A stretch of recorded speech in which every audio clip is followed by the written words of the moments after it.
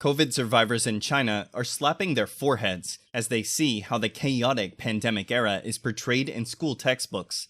The book's content, designated for grade 8 students, was posted on the Chinese sister app of TikTok, Douyin, on April 24th. A paragraph in the book reads, "Our country upheld the principles of putting people and life first, and waged a people's war, a total war, and a blockade war against the pandemic.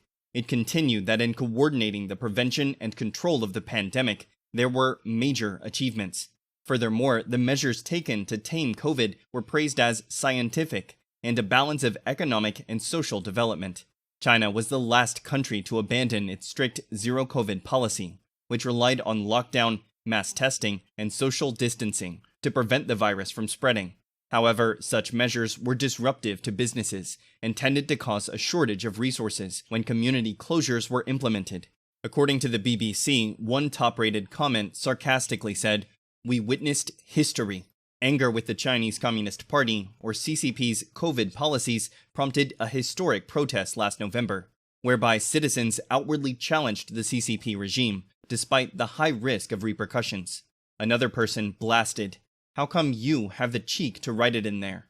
Every single character on that page seems to be mocking our 3 painful years." The BBC noted that the CCP has also been opaque about its COVID data, especially its COVID death toll. The official number for the entire pandemic was 83,150 people as of February 9th, despite a dramatic spike in corpses at crematoriums earlier this year. Gu Guoping, a retired teacher in Shanghai, called the information in the history book pseudoscience and unconvincing.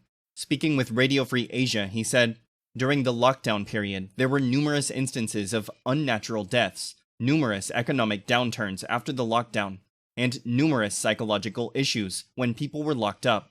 He continued, "These cannot be written about, because writing about them would tarnish the so-called glorious image of the ruling party. Now they are fabricating a victory, a glory,